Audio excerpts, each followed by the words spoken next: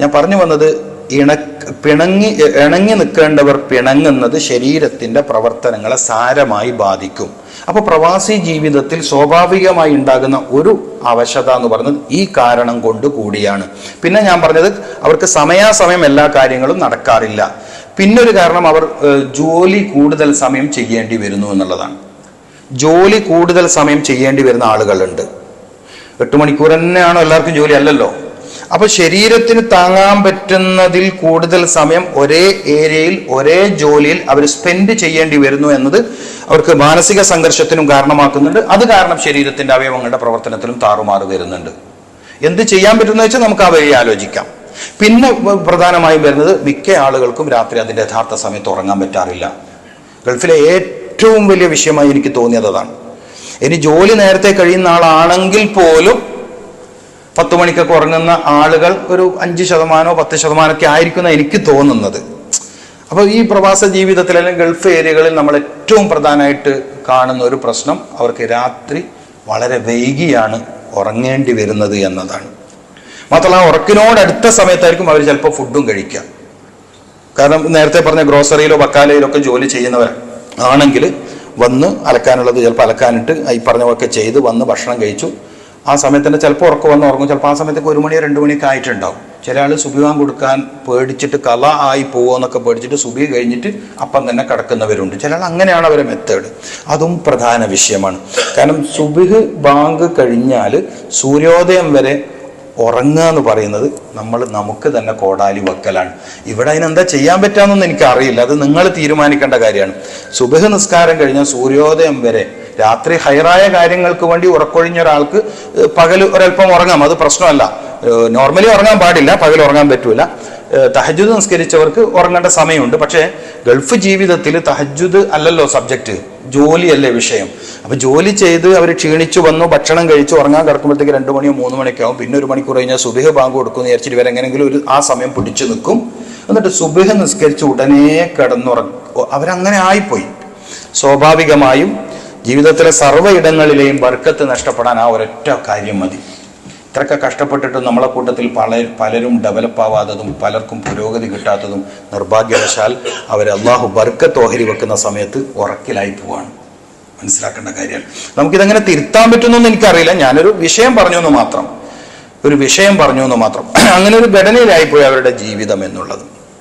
അപ്പൊ ഇങ്ങനെ വ്യത്യസ്ത കാരണങ്ങളാൽ പിന്നെ വൈകാരികതകൾ പലപ്പോഴും അടിച്ചമർത്തേണ്ടി വരുന്നു എന്നതും മാനസിക സംഘർഷം കൂടാനും ശരീരത്തിന്റെ സ്വാഭാവിക പ്രവർത്തനങ്ങളുടെ താളം തെറ്റാനും കാരണമാവുന്നുണ്ട്.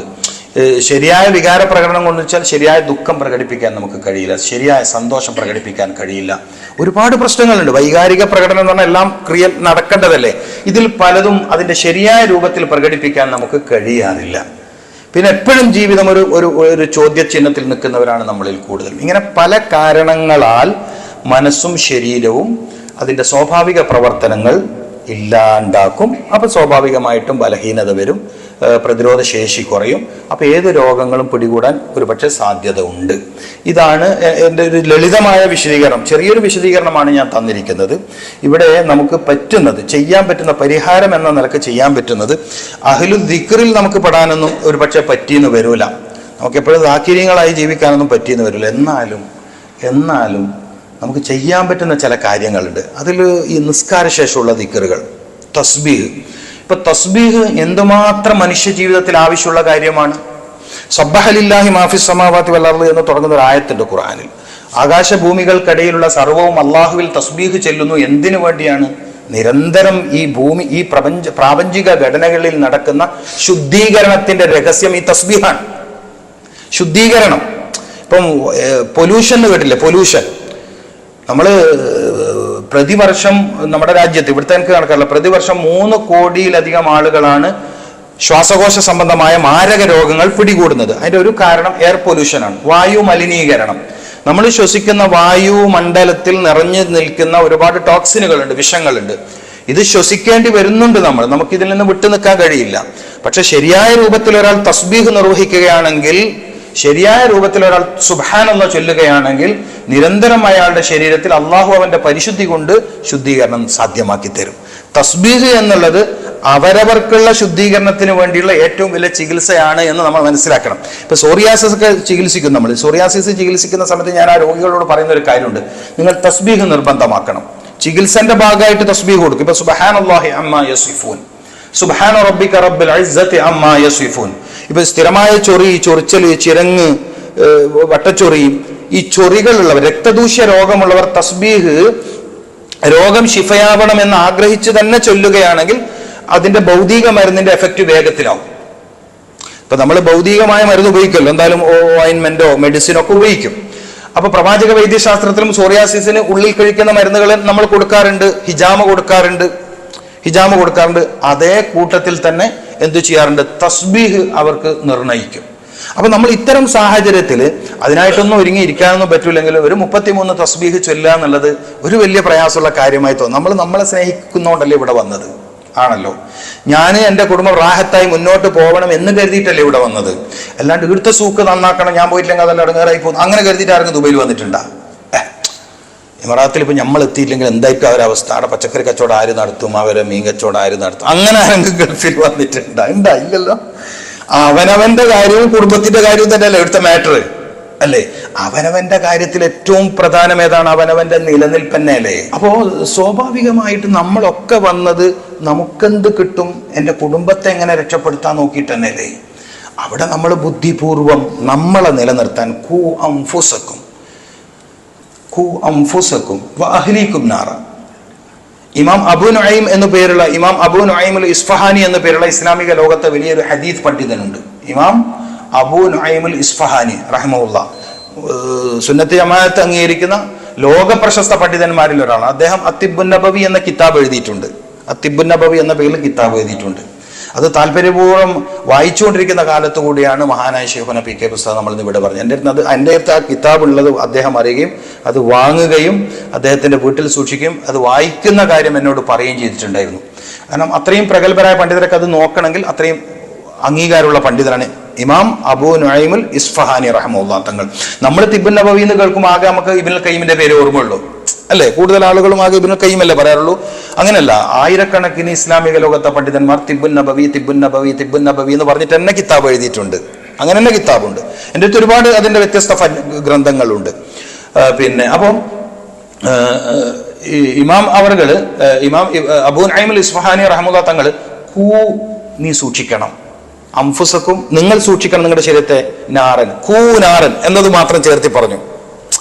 മെയിൻലി കോസ് ഓഫ് ഡിസീസ്, പ്രധാനമായും രോഗം എന്ന് പറയുന്നത് അഗ്നി വർദ്ധിക്കലാണ് ശരീരത്തിൽ. ഞാനൊരു പ്രധാന പോയിന്റ് കൂടി പറഞ്ഞുതരാം. ഈ നമ്മുടെ ശരീരത്തിൽ അഗ്നി വർദ്ധിക്കലാണ് പ്രധാനമായും രോഗം. മനസ്സിലായിട്ടില്ല? ചൂട് വർദ്ധിക്കലാണ് രോഗം, ടെമ്പറേച്ചർ കൂടുതലാണ് രോഗം. അതായത് ഹറാറത്തിന്റെ സിയാദ. മനസ്സിലായോ? അപ്പോൾ ഇസ്ലാമിക വൈദ്യശാസ്ത്രത്തിൽ എന്താ രോഗം എന്ന് വെച്ചാൽ അഗ്നിയുടെ വർധനവാണ്. ആയുർവേദത്തിൽ അഗ്നി പ്രധാന ഘടകമാണ്. ദൈവിക പരിവേഷമുള്ള ശരീരശുദ്ധിക്കും ദേഹശുദ്ധിക്കും സഹായിക്കുന്ന ഒരു വലിയ സംഭവമാണ് ഏത്? ആയുർവേദത്തിൽ അഗ്നി. പക്ഷെ ഇസ്ലാമിക വൈദ്യശാസ്ത്രത്തിൽ അഗ്നി പിശാചിൻ്റെതാണ്. പിശാചിന്റെ ജുസ് അതിൽ നിന്നാണ്. ഏതിൽ നിന്ന്? അഗ്നിയിൽ നിന്നാണ്. അതുകൊണ്ടാണ് ഇസ്ലാമിക വൈദ്യശാസ്ത്രത്തിലെ ഇമാം സുയൂത്തി റഹ്മത്തുള്ളാഹി തങ്ങളെ പോലുള്ള ആളുകൾ എന്തു പറഞ്ഞത്? മനുഷ്യന്റെ ജന്മത്തിൽ 4 അനാസിറുൽ അർബഅ, അനാസിറുൽ സലാസ അങ്ങനെയുണ്ട്. യുനാനി വൈദ്യശാസ്ത്രത്തിൽ അനാസിറുൽ അർബ ഉണ്ട് യുനാനിയിൽ. അതായത് ഗ്രീക്കുകാരുടെ ചികിത്സാ രീതിയാണ് യുനാനി ചികിത്സ. ഇസ്ലാമിക ലോകത്തെ ചികിത്സ എന്ന് പറയുന്നത് തിബ്ബുൻ നബവിയാണ്. അതിൽ അനാസിറുൽ സലാസയേ ഉള്ളൂ. 3 ഘടകങ്ങൾ കൊണ്ടാണ് മനുഷ്യനെ സൃഷ്ടിച്ചത്. 3 ഘടകങ്ങൾ: വായു, വെള്ളം, മണ്ണ്. വായു, വെള്ളം, മണ്ണ്. പക്ഷെ ഇത് വെറും കളിമണ്ണല്ല. ഈ മണ്ണിലും ഈ വായുവിലും ഈ വെള്ളത്തിലും ഒരു പ്രത്യേക നൂറ് കൂടി ഉണ്ടായിരുന്നു. നൂറുണ്ടായിരുന്നു. കേവലം മണ്ണുകൊണ്ടല്ല മനുഷ്യനെ സൃഷ്ടിച്ചത്. നൂറ് കലർന്ന പ്രകാശം കലർന്ന വകുല്ലു ഷൈഇൻ മിൻ നൂരി, പ്രകാശം കലർന്ന മണ്ണ് കൊണ്ടും പ്രകാശം കലർന്ന വെള്ളം കൊണ്ടും പ്രകാശം കലർന്ന വായുവും കൂട്ടിയാണ് മനുഷ്യനെ അള്ളാഹു പടച്ചത്. ഈ പ്രകാശത്തിന്റെ സാന്നിധ്യം ഒരാളിൽ നിന്ന് കമ്മിയാകുമ്പോൾ അവിടെ ഇരുട്ട് കടന്നു കയറും. അൽ മറദു ദുൽബത്തുൻ, രോഗം എന്ന് പറഞ്ഞാൽ ഇരുട്ടാണ്. അപ്പം ഒരാൾ രോഗിയാവുന്നത് അയാളുടെ ശരീരത്തിൽ ഇരുട്ട് കടന്നു കയറലാണ്. അപ്പൊ ഇരുട്ടിനെ നീക്കലാണ് രോഗത്തെ നീക്കുക. അപ്പൊ ഇസ്ലാമിക വൈദ്യശാസ്ത്രത്തിൽ മരുന്ന് ഔഷധ നിർമ്മാണ ശാസ്ത്രത്തെ വിളിക്കുന്ന പേര് ബയോഫോട്ടോ ഫാർമക്കോളജി എന്നാണ്. ബയോഫോട്ടോ ഫാർമക്കോളജി എന്നാണ്. സാധാരണ ഫാർമക്കോളജി എന്ന് പറഞ്ഞാൽ ഫാർമക്കോളജി എന്ന് പറഞ്ഞാൽ മരുന്ന് ഉണ്ടാക്കുന്ന സയൻസിനെയാണ്, ശാസ്ത്രത്തെയാണ് എന്ത് വിളിക്കുക? ഫാർമക്കോളജി എന്ന് വിളിക്കുക. ഫാർമസി എന്ന് കേട്ടിട്ടില്ലേ? ഫാർമസിസ്റ്റ് എന്നെല്ലാം കേട്ടിട്ടില്ലേ? ഓക്കെ. അപ്പൊ ഫാർമക്കോളജി ഇസ്ലാമിക വൈദ്യശാസ്ത്രത്തിലെ നബി വൈദ്യശാസ്ത്രത്തിലെ ഫാർമക്കോളജിയുടെ പ്രത്യേകത ബയോഫോട്ടോ ഫാർമക്കോളജി. ഒരു വസ്തു, ഒരു ചെടിയിൽ നിന്ന്, ഇപ്പൊ തേനാണോ ശിഫ? അല്ല, തേനിൽ അള്ളാഹു ശിഫ വെച്ചിട്ടുണ്ട്. തേനിലെ ജലത്തിലാണ് ശിഫ ഉള്ളത്. തേനിലെ ജലത്തിലാണ് ശിഫയുള്ളത്. ഫീഹി, ഏതിൽ? തേനിലുള്ളതിൽ ശിഫാഉൻ, ശിഫയുണ്ട്. അപ്പൊ ബയോഫോട്ടോൺസുകൾ. അപ്പൊ മനുഷ്യന്റെ രോഗത്തെ മാറ്റുന്നത് പ്രകാശകിരണങ്ങളാണ്. അല്ലാഹുമ്മ ഖരിജ്നി മിനദ്ദുലുമാതി ഇലന്നൂർ. രോഗി പ്രാർത്ഥിക്കേണ്ട ഒരു പ്രാർത്ഥന, അല്ലാഹുമ്മ ഖരിജ്നി മിനദ്ദുലുമാതി ഇലന്നൂർ. എൻ്റെ ശരീരത്തിൽ ഇരുട്ട് ഇറങ്ങിപ്പോണം, പ്രകാശം. ഇബ്നു സീന അദ്ദേഹത്തിന്റെ ചികിത്സയുടെ അവസാന കാലഘട്ടത്തിൽ രോഗിനെ ഇങ്ങനെ ടേബിളിൽ കിടത്തും. എന്നിട്ട് നാറ് പോവട്ടെ നൂറ് വരട്ടെ എന്ന് ആ രോഗിനെ നോക്കി പറയൂ. അത്രേ. മനസ്സിലായിട്ടില്ല? ഞാൻ നേരത്തെ പറഞ്ഞ ചൂടാണ് രോഗം എന്ന് പറഞ്ഞില്ലേ? തീയാണ് രോഗം എന്ന് പറഞ്ഞില്ലേ? തീയിൽ നിന്നാണ് രോഗം എന്ന് പറഞ്ഞില്ലേ?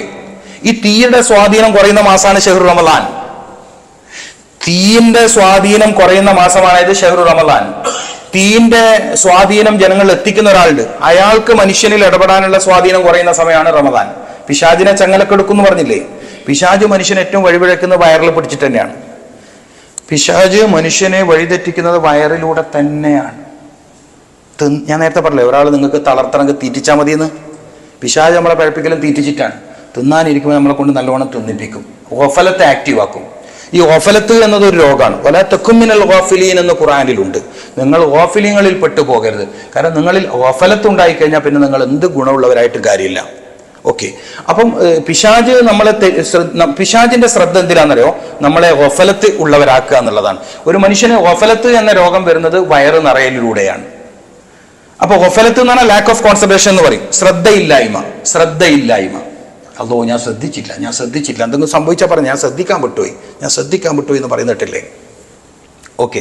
അപ്പം അഗ്നി വർദ്ധിക്കലാണ് രോഗം, ചൂട് വർദ്ധിക്കലാണ് രോഗം. അതുകൊണ്ടാണ് നിങ്ങൾ മാംസം കൂടുതൽ കഴിക്കരുത് എന്ന് പറഞ്ഞത്.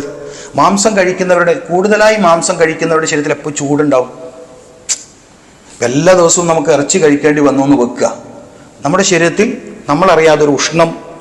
നബി സല്ലല്ലാഹു അലൈഹി വസല്ലം തങ്ങൾ അവിടെ പറഞ്ഞൊരു പ്രയോഗമുണ്ട്, അള്ളാഹിന്റെ കോപം നിങ്ങളുടെ ശരീരത്തിൽ ഇറങ്ങുന്നതാണ്. അള്ളാഹുവിന്റെ കോപം ഇറങ്ങും. ഞാൻ ഹദീസിന്റെ വചനം എൻ്റെ കയ്യിലില്ലാത്തതുകൊണ്ട് അല്ലെങ്കിൽ ഞാൻ അത് പറഞ്ഞു തരുമായിരുന്നു. അതേസമയം ലഹുമ എന്നുള്ളത് സയ്യിദ് ത്വാമാണ്, ഭക്ഷണത്തിലെ രാജാവാണ് ലഹുമ എന്ന് നബി സല്ലല്ലാഹു അലൈഹി വസല്ലം തങ്ങൾ തന്നെ പറഞ്ഞിട്ടുണ്ട്. രാജാവ് എന്ന് പറഞ്ഞാൽ എപ്പോഴും കാണാൻ പറ്റാത്ത ആളെയല്ലേ രാജാവ് എന്ന് വിളിക്കുക? മനസ്സിലായില്ല? വല്ലപ്പോഴും തിരുമുൾക്കാഴ്ച എന്ന് പറഞ്ഞിട്ട് കാണേണ്ട ആളല്ലേ രാജാവുള്ളൂ. അപ്പൊ സയ്യിദു ത്വാമി അഹ്ലു ദുന്യ വഅഹ്ലുൽ ജന്ന, സ്വർഗത്തിലും ഭൂമിയിലും ഭക്ഷണത്തിലെ രാജാവ് ലഹുമാണ്. കാരണം ലഹുമിനോട് ഒരുപാട് ഗുണം കിട്ടും, ധൈര്യം കിട്ടും, മസിൽ പവർ കിട്ടും, അസ്ഥിക്ക് പവർ കിട്ടും. ഇനി ഇത് പറഞ്ഞുകൊണ്ട് ദിവസം കൂട്ടാനല്ല ഈ പറയുന്നത്, കാര്യങ്ങൾ പറഞ്ഞു തരാണ്. പ്രത്യേകിച്ച് എല്ല് കൂടി ചേർന്ന മാംസമാണ് കഴിക്കുന്നത്, സൂപ്പറാണ്, മനസ്സിലാക്കണം. ഇപ്പോൾ മുമ്പ് യുനാനിയിൽ ഒരു മരുന്നുണ്ടായി മാവുല്ലഹം. ഈ അസ്ഥി സംബന്ധമായ രോഗവും നടുവേദനയും എല്ല് തളർച്ചയിലുള്ളവർക്ക് കൊടുക്കുന്ന ഒരു മരുന്നാണ് മാവുല്ലഹം. നിങ്ങളിപ്പോൾ ഇവിടെ കാണുന്നില്ല, റൂഹബ്സ എന്ന് പറഞ്ഞിട്ട് യുനാനി കമ്പനി ഇറക്കുന്ന ഒരു മരുന്ന് റൂഹബ്സ. റമദാനിൽ ഏറ്റവും കൂടുതൽ ഇടയിലും വിൽക്കപ്പെടുന്ന റൂഹബ്സ. പൂക്കളിൽ നിന്നുണ്ടാക്കുന്ന പൂക്കളും തേനൊക്കെ ചേർത്തുണ്ടാക്കുന്ന നല്ലൊരു ഔഷധമാണ്. റൂഹബ്സ എന്ന് പറയുന്നതിൽ ഒരുപാട് പൂക്കളുണ്ട്. പ്രത്യേകിച്ചും പാകിസ്ഥാനിൽ നിന്നാണ് അതിൻ്റെ ഉത്ഭവം. കാരണം തിബ്ബുൻ നബവിയുടെ ഒരുപാട് ആചാര്യന്മാർ പാകിസ്ഥാനിലുള്ളത്. തിബ്ബുൻ നബിയുടെ ഒരുപാട് ഗ്രന്ഥങ്ങൾ പാകിസ്ഥാനിലുള്ളത്, ഉറുദു ഭാഷയിലാണ് ഉള്ളത്. അറബിയിലുണ്ട്, പക്ഷെ കൂടുതലും ഉറുദു ഭാഷയിലുള്ളത്. ഇന്ത്യ വിഭജന കാലത്ത് തിബ്ബുൻ നബവി എന്ന വലിയ വിഭാഗം പണ്ഡിതന്മാർ പാകിസ്ഥാൻ ഏരിയയിലായിപ്പോയി. അതിന് ചരിത്രമുണ്ട് ഇതിൻ്റെ വിഷയത്തിൽ. ഓക്കെ, സമയം കഴിഞ്ഞെന്ന് തോന്നുന്നു. അപ്പോൾ ഏതായാലും ഈ ചൂടിൻ്റെ വർധനവ് രോഗമാണ്. ചൂട് രണ്ട് കാരണത്താൽ വരും. ഒന്ന് ഈ വേജാറ് കൊണ്ട് ശരീരം ചൂടാവും, മറ്റൊന്ന് വയറ് നിറയൽ കൊണ്ട് ശരീരം ചൂടാവും, പിന്നെ വെള്ളം കുടി കുറയൽ കൊണ്ട് ശരീരം ചൂടാവും, പിന്നെ മാംസം അധികമായി കഴിക്കൽ കൊണ്ട് ശരീരം ചൂടാവും. ഈത്തപ്പഴം വളരെ നല്ല ഭക്ഷണമാണ്, പ്രത്യേകിച്ചും അറബ് നാട്ടിലെ നല്ലൊരു ഭക്ഷണമാണ് ഈത്തപ്പഴം. പക്ഷേ ഈത്തപ്പഴം മാത്രം കഴിക്കരുത്. ഈത്തപ്പഴം കഴിക്കുമ്പം വെള്ളം കുടിക്കണം, അല്ലെങ്കിൽ ഈത്തപ്പഴം കഴിക്കുമ്പം അതിൻ്റെ കൂടെ കുക്കുംബർ കഴിക്കണം, എന്താ പറയുക, കക്കിരി കഴിക്കണം. നമ്മൾ ഈത്തപ്പഴം മാത്രം കഴിക്കുന്നതുകൊണ്ടാണ് പ്രശ്നം എന്നത്. ഈത്തപ്പഴം വളരെ നല്ല ഭക്ഷണമാണ്. ഹാർട്ടിനെ നന്നായിട്ട് പ്രൊട്ടക്റ്റ് ചെയ്യും, മസ്തിഷ്കത്തെ പ്രൊട്ടക്റ്റ് ചെയ്യും, ഓർമ്മശക്തിയെ നന്നായിട്ട് സ്റ്റിമുലേറ്റ് ചെയ്യും. ഓർമ്മശക്തിയെ നന്നായിട്ട് ഉണർത്തും, എല്ലുകൾക്ക് നല്ല ശക്തി നൽകും. ഇമാം അലി റളിയല്ലാഹു തആല പറഞ്ഞ ദിവസം ഒരു ഈത്തപ്പഴമെങ്കിലും കഴിക്കണം നിങ്ങളെന്നാണ്. ഒരു അജുവയെങ്കിലും നിങ്ങൾ ദിനേന കഴിക്കണമെന്നാണ് അലി റളിയല്ലാഹു തആല പറഞ്ഞിരിക്കുന്നത്. കാരണം ഇസ്ലാമിക വൈദ്യശാസ്ത്രത്തിൽ സ്വഹാബികളുടെ കൂട്ടത്തിൽ ഏറ്റവും നല്ല വൈദ്യശാസ്ത്രം അറിയുന്ന ഖുലഫാഉർ റാഷിദുകളിലെ പ്രധാനി ഇമാം അലി റളിയല്ലാഹു തആല ആണ്.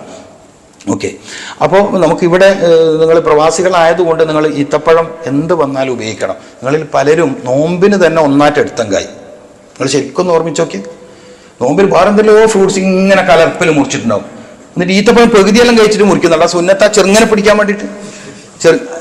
എന്തൊരു കാര്യമാണ്. നിങ്ങൾ നിങ്ങളെ സ്നേഹിക്കൂ. ഞാൻ പറഞ്ഞത് ഇമാം ഹാഫിദ് അബൂ നുഐമിന്റെ കൂനാറൻ, അതിൽ നിന്നാണ് വന്നത്. എന്റെ വിഷയം ചൂടിലേക്ക് എത്തിയത് എവിടുന്നാണ്? കൂനാറൻ, തീയെ സൂക്ഷിക്കുക. അൽ ഹാഫിദ് ഇമാം അബൂ നുഐം ലക്ഷക്കണക്കിന് ഹദീസ് മനപ്പാടുള്ള ഇസ്ലാമിക ലോകം അംഗീകരിക്കുന്ന പണ്ഡിതനാണ്. അദ്ദേഹം രോഗത്തിൽ നിന്ന് രക്ഷപ്പെടാൻ പറഞ്ഞൊരു ഫോർമുലയാണ്. രോഗങ്ങളിൽ നിന്ന് രക്ഷപ്പെടാൻ പറഞ്ഞ ഫോർമുല ഏതാണ്? കൂനാറൻ, തീയിനെ സൂക്ഷിക്കുക. നിങ്ങളുടെ ശരീരത്തിൽ അഗ്നി എത്താതെ നിങ്ങൾ സൂക്ഷിക്കുക. അംഫുസക്കും അഹ്ലീക്കും നാറ, കൂനാറൻ. അത് പണ്ഡിതന്മാർ അങ്ങനെയാണ്. അവർക്ക് അവരുടേതായ ഇൽമ ഏത് ഇല്ല ദുനിയാണോ ഇനി അവരുടെ മഹാന്മാരായ ഗുരുനാഥന്മാർ പറഞ്ഞു കൊടുത്താണെന്നല്ല, പക്ഷെ അവർ എഴുതി വെച്ച കാര്യമാണ് ഞാൻ പറയുന്നത്. കൂനാറൻ, നാരിയായ ജുസ് മനുഷ്യൻ എപ്പോഴും ഇടങ്ങേറാണ്. നാരിയായ ജുസ് മനുഷ്യൻ എപ്പോഴും ഇടങ്ങേറാണ്. ആ അതിന്റെ സ്വാധീനമാണ് നമ്മെ രോഗിയാക്കുന്നത്. അള്ളാഹു കാത്തിരക്ഷിക്കട്ടെ. അതുകൊണ്ടാണ് ഔദു ബില്ലാഹി മിനശ് ശൈത്വാനിർ റജീം നമ്മൾ ചൊല്ലുന്നത്. ഞാൻ നേരത്തെ തസ്ബീഹ് പറഞ്ഞു. അപ്പം നമ്മൾ ഇവിടുത്തെ ഭക്ഷണത്തിലും ചില കാര്യങ്ങൾ ശ്രദ്ധിക്കണം. അതിലൊന്ന് ഈത്തപ്പഴം കഴിക്കുക, പിന്നെ ഒലീവിന്റെ കായ കഴിക്കുക. നിങ്ങൾക്ക് ഇവിടെ കിട്ടുന്നതല്ലേ അല്ലേ? നാട്ടിലേക്ക് വാങ്ങിക്കൊടുത്തേക്കും അത് കുറേ ദിവസം അൾമറിയിൽ വെക്കും, പിന്നെ ആർക്കും തിരിയാണ്ട് എടുത്ത് കളയും. നിങ്ങൾ ഒലീവ് ഓയിൽ ഉപയോഗിക്കലുണ്ടോ? ഇല്ല. ഇതും പറഞ്ഞെടുക്കുക, നാട്ടിലേക്ക് കൊടുത്തേക്കും, മൂപ്പത്തിക്കൊന്നും തിരിയാണ്ട് അത് വിചാരിച്ച് ചാടും. ഡെയിലി 5 മില്ലി ഒലീവിന്റെ എണ്ണ ഉപയോഗിക്കുന്നവർക്ക് പിന്നെ നാഡീപരമായ രോഗം വരൂലല്ലോ. മനസ്സിലായില്ല? 5 മില്ലി ആഴ്ചയിൽ 5 ദിവസം തുടർച്ചയായിട്ട് കുടിക്കുക. 2 ദിവസം ഗ്യാപ്പ് ഇട്ടാൽ മതി. കാരണം മനുഷ്യ ശരീരത്തിൽ ആഴ്ചയിൽ 5 ദിവസം ഉള്ളിലേക്ക് എണ്ണ എത്താം, 2 ദിവസം എണ്ണ പുറത്തും. അങ്ങനെയാണ് അതിൻ്റെ ഒരു ഘട്ടം. ഉപ്പിലിടാത്തോണ്ട് ഉപ്പായിട്ട് കഴിക്കണം. അല്ല, ഞാൻ അങ്ങനെയല്ല, എനിക്ക് അതിനെക്കുറിച്ച് പറയാൻ കഴിയില്ല. ഉപ്പായിട്ട് കഴിക്കുക, ഉപ്പ് ഭക്ഷണത്തിൽ ചേർത്ത് കഴിക്കാം. ഒലീവ് കായ ഡെയിലി രാവിലെ ഒരു 5 എണ്ണം കഴിക്കുന്നവർക്ക് രക്തസമ്മർദ്ദ രോഗം വരാൻ സാധ്യത വളരെ കുറയും. ബ്ലഡ് പ്രഷറിന്റെ കംപ്ലൈന്റ് വരാൻ സാധ്യത വളരെ കുറയും. ശരീരം കുഴഞ്ഞു പോകുന്ന സ്ട്രോക്കില്ലേ, പക്ഷാഘാത രോഗം വരാൻ സാധ്യത വളരെ കുറയും. 5 മില്ലി അളവുണ്ട്. നമ്മളൊരു പ്രശ്നം നല്ലതാന്ന് കേട്ട അങ്ങനെ കുടിച്ചാൽ നമ്മൾ ചില ആളല്ലോ ഇത് നല്ലതാണ്, ഷുഗറിന് നല്ലതാണ്, അങ്ങനെ വാരിത്തുന്നു. നിങ്ങൾ മനസ്സിലാക്കേണ്ടത്, നല്ലത് കൂടുതൽ കഴിക്കുന്നതാണ് വേഗത്തിൽ രോഗികളാക്കുക. മനസ്സിലായിട്ടില്ല? നമ്മുടെ ഏറ്റവും വലിയ പ്രശ്നം ഈ എനർജി കെട്ടിക്കിടക്കുന്നതാണ്. അടുത്തൊരു പ്രധാനപ്പെട്ട പോയിന്റ്, നമ്മളൊക്കെ രോഗികളാകുന്നത് എനർജി കെട്ടിക്കിടക്കുന്നു. ഇത് ചെലവാകുന്നില്ല. മനസ്സിലായിട്ടില്ല നിങ്ങൾക്ക്? മനസ്സിലായില്ല. നമ്മൾ ഊർജം കിട്ടുന്ന, ഇപ്പം ഞാൻ പറയാം, ഇവിടെ ഇപ്പം റെഡ് ബുൾ എല്ലാം കേട്ടില്ല? റെഡ് ബുള് ഹെവി ഡ്രൈവിംഗ് എല്ലാം ചെയ്ത് മണിക്കൂറുകളും ഉറങ്ങാണ്ട് ഓടിക്കേണ്ട ഒരാൾ ഇത് കുടിക്കുന്നു. ഞാൻ അതിൻ്റെ ആരോഗ്യവശത്തിലേക്ക് പോകുന്നില്ല. ചിലപ്പോൾ കച്ചവടം ചെയ്യുന്ന ആളിന് കൂടുതൽ വിഷമമുണ്ട്. പോട്ടെ, എന്തോ ആട്ടെ, ഓനിക്ക് ഉറക്കം കിട്ടാണ്ടിരിക്കാൻ വേണ്ടി കുടിക്കുന്നത്.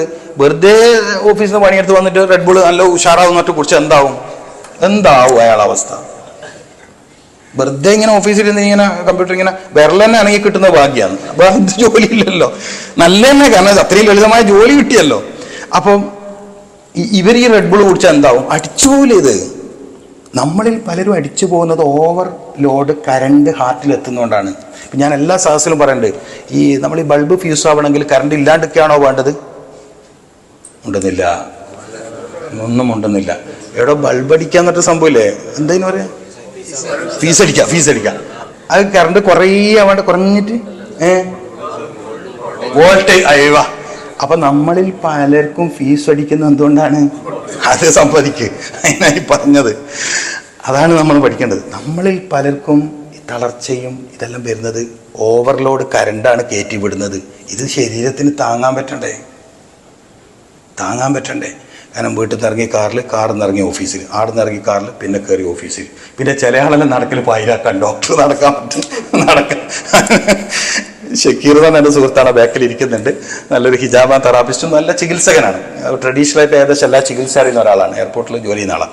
അപ്പോൾ എന്നോട് പറഞ്ഞ രസകരമായ കാര്യം, രസം രാത്രി ഇതുവരെ മൂപ്പറോടെ വരികയാണ്. അപ്പം എന്നോട് പറഞ്ഞു, കണ്ട ഇപ്പം നടക്കുന്നു,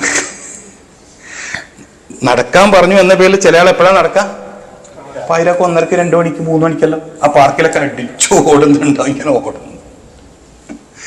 അങ്ങനെയൊന്നും ഇത് ആക്റ്റീവ് ആവില്ല. ശരീരത്തിന്റെ ഒരു ഘടന ഉണ്ട് അള്ളാഹു തീരുമാനിച്ച്. അപ്പോൾ ജഅൽനല്ലൈല ലിബാസൻ, രാത്രി വിശ്രമിക്കാനുള്ള സമയം തന്നെയാണ്. അതിൽ പിന്നെ നമ്മളായിട്ടൊരു മാറ്റം വരുത്തി ഓടാൻ പോയിട്ട് ആരോഗ്യമൊന്നും ഉണ്ടാവില്ല. മനസ്സിലായോ നിങ്ങൾക്ക്? പൊന്നഹാറമാശ, ആക്റ്റീവ് ആകേണ്ടതും സജീവമാകേണ്ടതും പകലാണ്. പകൽ ആക്റ്റീവാകാൻ നമുക്ക് തൗഫീക്ക് നൽകട്ടെ. പിന്നെ ചില ആളുകൾ അവരുടെ കച്ചവടം, അവരുടെ ജോലിയൊക്കെ രാത്രിയായി എന്ത് ചെയ്യാൻ പറ്റും? ഒന്നും ചെയ്യാൻ കഴിയില്ല. അവരങ്ങനെ ആയി, അങ്ങനെ അതിൽ പെട്ടുപോയി. വേറെന്തെങ്കിലും വഴിയുണ്ടോ എന്ന് ആലോചിക്കുക. അള്ളാഹു തൗഫീക്കട്ടെ. ഇതായാലും അസ്ർ ബാങ്കിൻ്റെ സമയമായി തോന്നുന്നല്ലേ? അപ്പം ഞാൻ നിർത്തുവാണ്. അപ്പം ഞാൻ 2-3 കാര്യങ്ങൾ പറഞ്ഞല്ലോ അല്ലേ?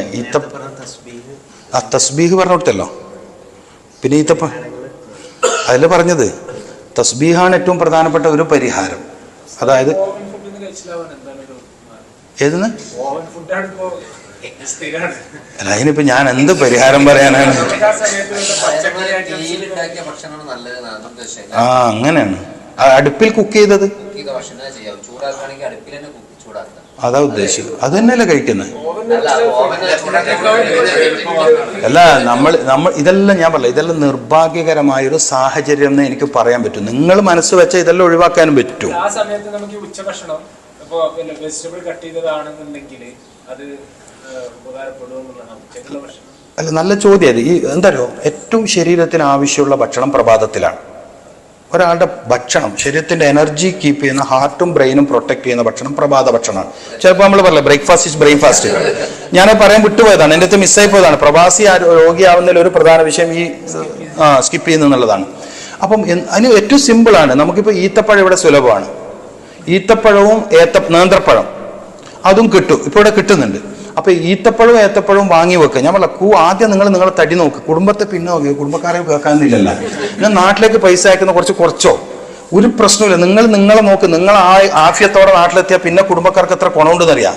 നിങ്ങൾ ഇങ്ങോട്ട് ഇടയ്ക്കടി ആശുപത്രി പോകണോ? നിങ്ങളിപ്പോൾ ഇതെല്ലാം റിട്ടേൺ ആയിട്ട് പിന്നെ ഇപ്പൊ ഖത്തറിലാണ് KMCസിന്റെ രോഗം എന്തോ മരിച്ചാൽ ലക്ഷക്കണക്കിന് ഉറുപ്പിയെല്ലാം കൊടുക്കുന്നുണ്ട്. ഇവിടെ എന്താന്ന് എനിക്കറിയാം ഉണ്ട്. ഞാൻ പറയുന്നത് ആയിക്കോട്ടെ, അല്ല ഞാൻ പറയും, നമ്മളെന്തിനാ നാട്ടുകാർക്ക് ഭാരമാവുന്നത്? അള്ളാഹു അങ്ങനെ ആക്കാതിരിക്കട്ടെ. അള്ളാഹു ആഫിയത്ത് തരട്ടെ. അതിൽ പ്രധാനമാണ് തസ്ബീഹ് കൊണ്ട് മറികടക്കാൻ പറ്റാത്തൊന്നുമില്ല. അത് 33 നമ്മൾ ചെയ്യുന്നുണ്ട്. പിന്നെ ഞാൻ ഒരു പ്രധാനപ്പെട്ട കാര്യം കൂടി പറഞ്ഞുതരാം. അത് നിങ്ങൾക്ക് ചെയ്യാൻ പറ്റുമെന്ന് സമയം കിട്ടുമെന്ന് എനിക്കറിയാം. പറഞ്ഞുതരാം, ഒന്ന് ഓർപ്പിക്കണേ പറഞ്ഞില്ലെങ്കിൽ. ഓക്കെ. പിന്നെ ഞാൻ പറഞ്ഞത് ഈ പ്രഭാത ഭക്ഷണമാണ് ഏറ്റവും പ്രധാനം. ഇബ്നു സീനയുടെയൊക്കെ 17ാമത്തെ വയസ്സിൽ തന്നെ ബ്രില്യൻ്റ് ആയിരുന്നു. മിറാക്കിളായിരുന്നു ഇബ്നു സീന. അപ്പൊ ഇബ്നു സീന ഇത്രയും വലിയൊരു ശാസ്ത്ര പ്രതിഭയുള്ള ആളായത് എങ്ങനെയെന്ന് കൗതുകത്തോടെ നോക്കിയപ്പോൾ അദ്ദേഹം ആകെ ഭക്ഷണം കഴിച്ചത് പ്രഭാതത്തിലാണ്. അത് തന്നെ പഴഭക്ഷണമാണ്. നിങ്ങൾ അത്താഴം, അള്ളാഹുവിന്റെ ഹബീബ് എന്തിനെ പരിശീലിപ്പിച്ച്, അത്താഴത്തെ നിങ്ങൾ ഉപേക്ഷിക്കരുത്. അത്താഴത്തിൽ ബർക്കത്തുണ്ട്. ഏത് ബർക്കത്ത്? അത്താഴത്തിലുള്ള ബർക്കത്ത് ചിന്തിക്കണം നമ്മൾ. നിങ്ങൾ അത്താഴത്തെ ഉപേക്ഷിക്കരുത്, അത്താഴത്തിൽ ബർക്കത്തുണ്ട്. അപ്പൊ അത്താഴം പരിശീലിക്കുന്ന മാസം ഏതാണ്? റമദാൻ മാസമാണ്. ഞാൻ പല സ്റ്റേജിലും എപ്പോഴും പറയുന്ന ഒരു കാര്യമുണ്ട്. മഹാനായ അത്തിപ്പറ്റ ഉസ്താദ് അള്ളാഹു ദർജ വർദ്ധിപ്പിച്ചു കൊടുക്കട്ടെ. അദ്ദേഹം സുബഹിസ്കരിക്കുന്നതിന് മുമ്പ് ഈത്തപ്പഴവും നേന്ത്രപ്പഴവും ചായയും കുടിക്കും. ഞാൻ ഒരുപാട് സ്റ്റേജ് പറഞ്ഞൊരു കാര്യമാണ്. ഇത് ഏത് പ്രവാസിക്കും ഈസിയാണ്. ഈത്തപ്പഴയുടെ സുലഭമായി കിട്ടും. അത് സൂക്ഷിക്കുക. ഒരു 7 ഈത്തപ്പഴം ധൈര്യമായിട്ട് കഴിയും. ഉമർഖാദി പറഞ്ഞ 10 ഈത്തപ്പഴമാണ്. വെളിയങ്കോട് ഉമർഖാദി റഹ്മത്തുള്ളാഹി തങ്ങൾ 10 ഈത്തപ്പഴം ദിവസവും കഴിക്കണം എന്നാണ് പറഞ്ഞത്. ഒരു നേന്ത്രപ്പഴം, ഒരു ഗ്ലാസ് പാലോ പറഞ്ഞത്.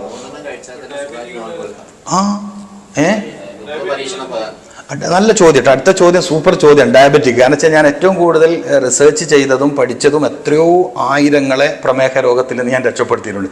എൻ്റെ ഏറ്റവും പുതിയ വീഡിയോ പ്രമേഹ രോഗികൾക്ക് മധുരം കഴിക്കുക എന്നുള്ളതാണ്.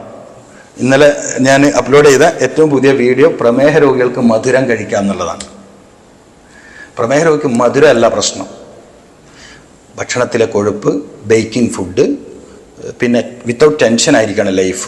പ്രമേഹത്തെക്കുറിച്ച് നല്ലൊരു ക്ലാസ് വേണം നമുക്ക്. എന്താണ് പ്രമേഹം, അതെങ്ങനെ ഉണ്ടാകുന്നു? മഅദനി ഷിഫ എന്ന് പറഞ്ഞിട്ട് കിതാബ് എഴുതിയ നാടാണ് ഇന്ത്യ. ഔറംഗസീബ് ചക്രവർത്തി സൂഫി ആവാൻ കാരണം അദ്ദേഹത്തിന്റെ പ്രമേഹ രോഗം ഒരു ഹസ്രത്ത് ഉസ്മാൻ എന്ന് പറയുന്ന ഒരാൾ ചികിത്സിച്ച് ഭേദമായത്. ആ ചികിത്സ കാരണമാണ് അദ്ദേഹം സൂഫി ജീവിതം തുടങ്ങിയത്, പ്രമേഹ രോഗം മാറിയതുകൊണ്ട്. നമ്മൾ കൊടുത്തുകൊണ്ട് ഇനിയിപ്പം നിർത്താണ്. ഞാൻ അതിനിടയിൽ ഷുഗറിൻ്റെത് പറഞ്ഞില്ലല്ലേ. ഷുഗറിന് പ്രശ്നം എന്ന് പറയുന്നത് വിശക്കാതെ ഭക്ഷണം കഴിക്കുക, ഭക്ഷണത്തിന് മേൽ ഭക്ഷണം കഴിക്കുക, ബേക്കിംഗ് പൗഡറുകൾ ചേർത്ത ഫുഡ് കഴിക്കുക, പിന്നെ മൈദയുടെ ഉപയോഗം കൂടുക, ഇതൊക്കെയാണ്. പിന്നെ ഇലക്കറികളും പിന്നെ വെജിറ്റബിൾസും കുറയും. ഇങ്ങനെയൊക്കെയാണ് ഷുഗർ. കാരണം പാൻക്രിയാസ് എന്ന് പറഞ്ഞ ചെറിയ അവയവമാണ്. അപ്പോൾ അതിന് സ്വന്തമായി തന്നെ ഇൻസുലിൻ ഉൽപ്പാദിപ്പിക്കാനുള്ള കഴിവ് കുറയലോ ഇല്ലാണ്ടാവലോ ആണ് ഷുഗർ, ടൈപ്പ് 1 ടൈപ്പ് 2. അപ്പോൾ അത് വേറെ തന്നെ പഠിക്കേണ്ട ഒരു വിഷയമാണ്. പക്ഷേ മധുരം കഴിക്കൽ കൊണ്ട് ഷുഗർ കൂടില്ല. ഇപ്പോൾ പ്രമേഹ രോഗത്തിന് ഇഖ്ലാസ് എന്ന് പറയുന്ന ഒരു ഇനം ഈത്തപ്പഴമുണ്ട്. ഈത്തപ്പഴം ഒരുപാടുണ്ടല്ലോ. മബ്രൂം, സഫാവി, മറിയം, അംബർ, കുറേ ഇനം ഈത്തപ്പഴമുണ്ട്. അതിൽപ്പെടുന്നൊരു ഈത്തപ്പഴമാണ് ഇഖ്ലാസ്, ഖലാസ് എന്നൊക്കെയാണ് അറബികൾ പറയുക. ഇഖ്ലാസ് എന്നാണ് അതിൻ്റെ പേര്. കുറച്ച് വൈറ്റ്, ഒരു ഐവറി കളറാണ് അതിൻ്റെ തൊലി വരുന്നത്. ഈത്തപ്പഴം കുറേ കണ്ടിട്ടില്ലേ നിങ്ങൾ? സുഖായി, അങ്ങനെ കുറേ സുക്കരി എല്ലാം കണ്ടില്ലേ? അറബ് നാട്ടിൽ വളരെ പ്രധാനപ്പെട്ട സുക്കരിയാണ്. അങ്ങനെ ഒരുപാട് ഈത്തപ്പഴങ്ങളുണ്ട്. തേനും ഒരുപാട് ഇനമുണ്ട്. അപ്പം ഈത്തപ്പഴം ഷുഗർ രോഗികൾക്ക് കഴിക്കാം. ഇപ്പം കരിമ്പ് ഷുഗർ രോഗികൾക്ക് കഴിക്കാം. അതിൻ്റെ പച്ചത്തൊലി കളയാതെയാണെങ്കിൽ നമ്മൾ ആ പുറത്തെ ആ ഒരവുള്ള തൊലി കളയാതെയാണെങ്കിൽ ഷുഗർ രോഗികൾക്ക് കരിമ്പ് കഴിക്കാമല്ലോ. അപ്പോൾ മധുരം അല്ല പ്രശ്നം. ഭക്ഷണത്തിൻ്റെ ആധിക്യം, അമിതമാവലാണ് പ്രശ്നം. ഭക്ഷണത്തിൻ്റെ അളവ് കൂടലും സമയം തെറ്റലും പിന്നെ ഈ പറഞ്ഞ ബേക്കിംഗ് ഫുഡുകളും ആർട്ടിഫിഷ്യലായിട്ടുള്ള മധുരം, ഇതൊക്കെയാണ് ഷുഗർ രോഗികൾക്ക് പ്രശ്നം. പിന്നെ അളവാണ് ഏറ്റവും ഇമ്പോർട്ടൻറ്റ്. നമുക്ക് വേണം പിന്നെ നമുക്ക് പഠിക്കാതെ ഇൻഷാ അല്ലാഹ്. ഓക്കെ, അപ്പോൾ അതാണ് ഒരു ചോദ്യം. ഞാൻ എന്താ പറഞ്ഞത്? ബ്രേക്ക്ഫാസ്റ്റ് ആണ് നമ്മളിപ്പോൾ വളരെ പ്രധാനം. അത്താഴം നമ്മളെ പരിശീലിപ്പിച്ച് തന്നെ സത്യത്തിൽ ഈ പ്രഭാത ഭക്ഷണത്തിൻ്റെ ഇമ്പോർട്ടൻസിയാണ്. നിങ്ങൾക്ക് പറ്റുമെങ്കിൽ നിങ്ങൾ എന്താക്കുക, അത് പഴമാക്കുക. പ്രഭാത ഭക്ഷണം അല്ല, 4 മണി മുതൽ 6 മണി വരെയുള്ള സമയം ഭക്ഷണം ശരീരത്തിൽ വളരെ ഗുണം ചെയ്യുന്ന സമയമാണ്. വായുവിനും ഏറ്റവും ശരിയായ ഗുണം നമ്മുടെ ശരീരത്തിൽ തരാൻ പറ്റുന്നത് ആ സമയത്താണ്. വെള്ളത്തിനും ഏറ്റവും ശരിയായ ഗുണം തരാൻ പറ്റുന്നത് ആ സമയത്താണ്. അതിൻ്റെയൊക്കെ ഒരുപാട് രഹസ്യങ്ങളുണ്ട്. ഭൂമിശാസ്ത്രപരമായും ഗോളശാസ്ത്രപരമായും കുറേ രഹസ്യങ്ങളുണ്ട് അതിൻ്റെ പിന്നിൽ ആരോഗ്യപരമായിട്ട്. നമുക്ക് ടൈം കഴിഞ്ഞുകൊണ്ടാണ് ഞാനത് പറയാത്തത്. അപ്പം നിങ്ങൾ പ്രഭാത ഭക്ഷണം ഒന്ന് പരിശീലിക്കുക എന്നുള്ളത് പ്രധാനമാണ്. അതിൽ ഞാൻ പറഞ്ഞത് നിങ്ങൾക്ക് പറ്റുമെങ്കിൽ ഈത്തപ്പഴം, നേന്ത്രപ്പഴം ഉപയോഗപ്പെടുത്തുക. പിന്നെ രാവിലെ നാസ്ത കഴിക്കുന്ന 8 മണിക്ക് മുമ്പ് നാസ്ത കഴിക്കുന്ന ശീലം ഉണ്ടെങ്കിൽ അക്കൂട്ടത്തിൽ ഒരു 5 ഒലീവ് കായ കഴിക്കാൻ ശ്രമിക്കുക. പിന്നെ അതൊക്കെ ഇവിടുത്തെ ജീവിതത്തിൽ വളരെ പ്രധാനപ്പെട്ടതാണ്. ഇവിടെ ഇത്രയും ഇലക്കറികളുള്ള നാടാണ്. വളരെ ഉപകാരപ്പെടും. കിഡ്നി ഫെയിലർ ആവാതിരിക്കാനൊക്കെ ഇലക്കറി ഭയങ്കര സപ്പോർട്ടീവാണ്. നമ്മൾ മനസ്സിലാക്കി, കിഡ്നി ഇല്ലേ, ഇപ്പോൾ വേവിച്ച് കഴിക്കുന്ന ഇനങ്ങളുണ്ട്, പച്ചക്ക് കഴിക്കുന്ന ഇനങ്ങളുണ്ട്. എങ്ങനെ കഴിച്ചാലും വെജിറ്റബിൾസ് ശരീരത്തിന് വലിയ ഗുണം ചെയ്യും. അതിൽ പ്രത്യേകിച്ച് ചുരങ്ങ. നിങ്ങൾ മാംസം വേവിക്കുമ്പോൾ, പ്രത്യേകിച്ചും അറബ് നാടാണ്, ചൂടുള്ള രാജ്യമാണ്. ചൂടുള്ള കാലാവസ്ഥയിൽ മാംസം മാത്രം കഴിക്കരുത്. അതിൽ ചുരങ്ങയോ വെള്ളരിയോ ചേർത്ത് മാത്രമേ വേവിക്കാവൂ. ഐഷ ബീബി റളിയല്ലാഹു തആല അൻഹ പഠിപ്പിച്ചൊരു കാര്യത്തിലുണ്ട്. നബി സല്ലല്ലാഹു അലൈഹി വസല്ലം തങ്ങൾ അങ്ങാടിയിൽ നിന്ന് ആടിൻ്റെ മാംസം കൊണ്ടുവരുമ്പോൾ ചുരങ്ങ കൂടി കൊണ്ടുവരും. മനസ്സിലാക്കണം. എന്നിട്ട് കറി വെച്ചിട്ട് നബി ഇങ്ങനെ വിരലിട്ടിട്ട് കറിയിൽ ഇങ്ങനെ തപ്പി നോക്കും ചുരങ്ങൻ്റെ കഷ്ണം. അത് ഉമ്മത്തിനെ പഠിപ്പിക്കാനാണ് അതിൻ്റെ പ്രാധാന്യം. കാരണം നമ്മുടെ നാടികൾക്ക് ഭയങ്കര ശക്തി നൽകുന്ന ഒരു പച്ചക്കറിയാണ് ഇത്. ഈ ചെരങ്ങ എന്ന് പറയുന്നവരുണ്ട്, ചുരങ്ങ എന്ന് പറയുന്നവരുണ്ട്, അല്ലേ? എന്താ പറയുക ഇവിടെ? യെസ്, അങ്ങനെയൊക്കെ ഉള്ളത് നിങ്ങൾ ഉപയോഗപ്പെടുത്താം. നമുക്ക് ഇതെല്ലാം പറഞ്ഞൊന്നും തീരൂല. പിന്നെ അതെ, അവരൊരു പാരമ്പര്യമായിട്ട് അങ്ങനെ കിട്ടിയതായിരിക്കും. ഓരോ നാട്ടിലെയും കറികൾ അവരുടെ പാരമ്പര്യമാണല്ലോ. പിന്നെ ഓവൻ്റെ ചോദിച്ചല്ലോ, ഓവൻ എന്ന് പറയുന്നത് വളരെ അപകടം പിടിച്ച വസ്തുവാണ്. നമ്മൾ പറ്റുന്നതും ഒഴിവാക്കുന്നതല്ല നല്ലത്. കഴിക്കാം, നിങ്ങൾക്ക് അത് കഴിക്കാം. പച്ചക്കറി വിശപ്പുണ്ടെങ്കിൽ കഴിക്കാം. ഉച്ചഭക്ഷണം എന്ന് പറയുന്ന ഒരു പ്രയോഗത്തിലേക്ക് നമ്മൾ പോകണമെന്ന്. ഇപ്പോൾ നോമ്പിന് നമ്മൾ പരിശീലിച്ചില്ലേ, രാവിലെ കഴിച്ച് രാത്രിക്ക്. ആ ഒരു മെത്തേഡ് കുറച്ച് ദിവസം കൂടി തുടർന്ന് നോക്കിയാൽ നമ്മൾ ശീലമായി കിട്ടി, നമ്മൾ രക്ഷപ്പെട്ടില്ലേ? രാവിലെ കഴിച്ച് രാത്രി കഴിക്കുന്ന ഒരു ശീലം നിങ്ങൾ തുടർന്ന് നോക്ക്. നിങ്ങൾ എനർജറ്റിക് ആയിരിക്കും, നിങ്ങൾ ഹെൽത്തി ആയിരിക്കും, ആയുസ്സിൽ വർധനമുണ്ട്, ഒരുപാട് ഗുണമുണ്ട്. വിശന്നാ കഴിക്കാം. ഞാൻ പറയുന്നത് ഭക്ഷണമേ വേണ്ടെന്നല്ല, വിശന്നാ കഴിക്കാം. പ്രത്യേകിച്ച് അധ്യാപനം പോലത്തെ ജോലി ചെയ്യുന്നവരാണെങ്കിൽ വിശപ്പ് വരും. ടീച്ചിങ് മേഖലയിൽ ജോലി ചെയ്യുന്നവരുടെ രാവിലെ നാസ്തിച്ചിട്ട് രാത്രി വരെ കാത്തു വെക്കരുത്. അവരെ അടഭക്ഷണം കഴിക്കാൻ തന്നെ വേണം. കാരണം വെച്ചാൽ ഏറ്റവും കൂടുതൽ ഒരാൾക്ക് എനർജി ലോസ് ആവുന്ന ജോലി ഏതാണ്? സംസാരമാണ്. അതുകൊണ്ടാണ് രോഗമുണ്ടാകുന്ന 6 കാര്യങ്ങൾ എണ്ണി പറഞ്ഞപ്പോൾ ഇബ്നു സീനയും ഇമാം ദഹബി റഹ്മത്ത് തങ്ങളൊക്കെ സംസാരം രോഗം, അമിത സംസാരം രോഗം ഉണ്ടാക്കും. കാരണം സംസാരം ഏറ്റവും ആദ്യം ക്ഷീണിപ്പിക്കുന്നത് ഹാർട്ടിനെയാണ്. അപ്പം അങ്ങനെയുള്ളവർ ഉച്ചക്കൊക്കെ എന്തെങ്കിലും കഴിക്കണം, അല്ലെങ്കിൽ ഇത് പ്രശ്നമാവും. ഓക്കെ, അപ്പം അത് പറഞ്ഞു. പിന്നെ വേറെ എന്തോ പറയാൻ വിട്ടുപോയി. അല്ല, ഭക്ഷണം രാത്രി കുറക്കുക എന്നുള്ളതല്ല, വയറ് നിറയരുത് എന്നേ പറഞ്ഞിട്ടുള്ളൂ. അല്ല, ലൈറ്റ് എന്നുള്ള പ്രയോഗമല്ല. അതായത് നിങ്ങൾ വയറ് നിറയരുത് എന്നേ പ്രയോഗമുള്ളൂ. 3-1. അത് ഒരാളെ വയറിന്റെ വലിപ്പം പോലെ ഇരിക്കും. അങ്ങനെ പറയാൻ കഴിയില്ല.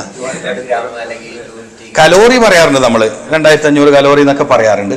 അത് ഒരാളെയും വയറിന്റെ വലുപ്പം അനുസരിച്ചായിരിക്കും, അതുകൊണ്ട് നമുക്കത് പറയാൻ കഴിയില്ല. ഇപ്പൊ ഞാൻ വലിയ വയറുള്ള ആളാണ്, നിങ്ങൾ ഈ ചെറിയ ഒരാൾ കഴിക്കുന്ന അളവ് മതി, എനിക്ക് പറ്റൂല. അപ്പം അത് അവരുടെ വയറിനനുസരിച്ചാണ്, അവരുടെ വലുപ്പത്തിനും പ്രായത്തിനും അവർ ചെയ്യുന്ന ജോലിക്കും അനുസരിച്ചിട്ട്. ഏതായാലും നിങ്ങൾ പറ്റാവുന്നതും പരമാവധി മൈക്രോവേവ് ഓവൻ ഒഴിവാക്കണം, പരമാവധി ഒഴിവാക്കണം. എന്തിനാ നമ്മൾ അറിഞ്ഞുകൊണ്ട് രോഗിയാവുന്നത്? അതും പ്രശ്നമല്ലേ? ഒരിക്കൽ വെന്തു പിന്നെ തണുപ്പിലേക്ക് പോയി വീണ്ടും പോകുക എന്ന് പറയുന്നത്, അതിനിടയിൽ വരുന്ന രാസമാറ്റത്തെക്കുറിച്ച് ഞാൻ ടൈം പേടിയാണ്, അതുകൊണ്ട് ഞാൻ അതൊന്നും പറയാത്തത്. രാസമാറ്റം വലിയൊരു വിഷയമല്ലേ? ഒരിക്കൽ വെന്തു പിന്നെ തണുപ്പിലേക്ക് പോയി പിന്നെയും ചൂടിലേക്ക് വരുമ്പോൾ ഉണ്ടാകുന്ന രാസമാറ്റം ഉണ്ടല്ലോ, അത് വലിയ വിഷയമാണ്. അപ്പം അതുകൊണ്ടാണ് ഞാൻ വിശദീകരിക്കാത്ത, അതുകൊണ്ട് മാത്രമാണ്. സമയം ബാങ്ക് കൊടുത്തില്ലേ, ഞാൻ നിർത്തുവാണ്, അപൂർണതയിൽ നിർത്തുവാണ്. എനിക്കറിയാം ഞാൻ പറഞ്ഞ് പൂർത്തിയായിട്ടില്ല എന്ന് എനിക്കറിയാം, നിങ്ങൾക്ക് നേരത്തെ അറിയാം. അപ്പോൾ ഏതായാലും ഞാൻ നിർത്തുവാണ്. അൽഹംദുലില്ലാഹ്, എനിക്ക് ഇങ്ങനെ ഒരു അവസരം തന്നതിൽ വളരെ സന്തോഷമുണ്ട്. അപ്പോൾ ഞാനിവിടെ ഉള്ള സമയത്ത് നിങ്ങൾക്ക് എല്ലാവർക്കും എന്നെ പരമാവധി ഉപയോഗപ്പെടുത്താം. എൻ്റെ നമ്പർ 7020. വാട്സപ്പിലാണ്. ഫോൺ വിളിച്ച് സംസാരിക്കാൻ എനിക്ക് ഭയങ്കര താല്പര്യം കുറവാണ്. വാട്സപ്പിൽ എഴുതി അയക്കരുത്. നിങ്ങൾ വോയിസ് മെസ്സേജ്, നിങ്ങൾ എന്ത് രോഗം പറഞ്ഞാലും ഏത് രോഗം പറഞ്ഞാലും തീർച്ചയായിട്ടും ഞാനതിന്, പിന്നെ ഞാനിവിടെ ഉണ്ട്. ഞാൻ കൂടുതലും പിന്നെ നമ്മുടെ ഷക്കീറിൻ്റെ കൂടെ, അദ്ദേഹം ചികിത്സകനാണെന്ന് പറഞ്ഞല്ലോ. അപ്പോൾ ഇവിടെ ഷാർജ, അൽ നഹദ്, ദുബൈ ബോർഡറിൽ അവിടെ ഉണ്ടാവില്ല, ഞാൻ അവിടെ കൂടുതലുണ്ടാവും, അല്ലെങ്കിൽ ഇൻ്റർനാഷണൽ സിറ്റിയിലുണ്ടാവും. അപ്പം നിങ്ങൾക്ക് ഉപയോഗപ്പെടുത്താം. നിങ്ങൾക്ക് ഫ്രീ ഉള്ള സമയത്ത് ഏത് സമയത്ത് വന്നാലും, അത് പാതിരാത്രിയാണെന്ന് തൽക്കാലം ഞാൻ എണീക്കും. കാരണം വെച്ചാൽ എൻ്റെ ഒരു ഉത്തരവാദിത്തമാണ്. കാരണം വെച്ചാൽ രോഗികൾക്ക് വേണ്ടി ഉറക്കൊഴിയണം എന്നാണ്. ഒരു തൊബീബാവുമ്പം, ഒരു ഫിസിഷ്യൻ എന്ന നിലയിൽ എനിക്ക് ചില ഉത്തരവാദിത്തമുണ്ട്. എൻ്റെ ഉറക്കിനെ ഞാൻ തൽക്കാലം മാനിച്ചുകൂടാം. അപ്പോൾ നിങ്ങൾക്ക് ഉറക്കൊഴിയാൻ പറ്റുമോ എന്നൊരു ചോദ്യം വരരുത്. കാരണം തൊബീബ് എന്ന് പറയുമ്പോൾ ചില സ്പെഷ്യൽ ഇളവുകൾ ഉണ്ടാവും, ചില വിടുതി ഉണ്ടാവും. അപ്പോൾ നിങ്ങൾക്ക് പാതിരാക്കാണ് ഒഴിവെങ്കിൽ ആ സമയത്ത് വന്നാലും ഞാൻ നിങ്ങളോട് ഇരുന്ന് സംസാരിക്കും, പ്രശ്നമൊന്നുമില്ല. 7025 401 429 ഇതെൻ്റെ വാട്സപ്പ് നമ്പറാണ്. ഇതിൽ 401 429 ഇന്ത്യൻ നമ്പറാണ്. 0091 ചേർക്കേണ്ടി വരും. 401 429 7025 401 429. അപ്പോൾ മഹാനായ നാട്യ ഉസ്താദ് പറഞ്ഞ പോലെ നിങ്ങൾക്ക് ഏത് ചോദ്യം ചോദിക്കാം, കിട്ടുന്നതൊക്കെ ഞാൻ പറഞ്ഞു തരും. അള്ളാഹു അദ്ദേഹത്തിൻ്റെ ദർജ വർദ്ധിപ്പിച്ചു കൊടുക്കട്ടെ. എൻ്റെ ഗുരുനാഥന്മാരിൽ ഒരാളാണ്, കേരളീയ സമൂഹത്തിൻ്റെ വലിയൊരു, അല്ലേ, നമുക്കെല്ലാം വേണ്ടപ്പെട്ട ഒരാളാണ്. പിന്നെ ഒരു വാട്സപ്പ് ഗ്രൂപ്പുണ്ട്, ഞാൻ സ്ഥിരമായി ആരോഗ്യ ക്ലാസ് ഇടുന്ന വാട്സപ്പ് ഗ്രൂപ്പുണ്ട്.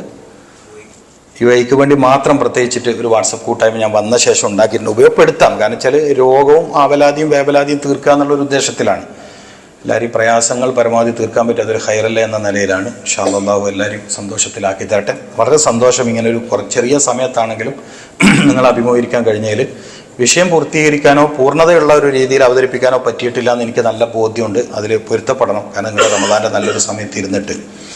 അപ്പോൾ ഏതായാലും അൽഹംദുലില്ലാഹ്, അല്ലാഹു സന്തോഷത്തിലാക്കട്ടെ. വആഖിറു ദഅവാന അനിൽ ഹംദുലില്ലാഹി റബ്ബിൽ ആലമീൻ. അസ്സലാമു അലൈക്കും വറഹ്മത്തുള്ളാഹി വബറകാതുഹു.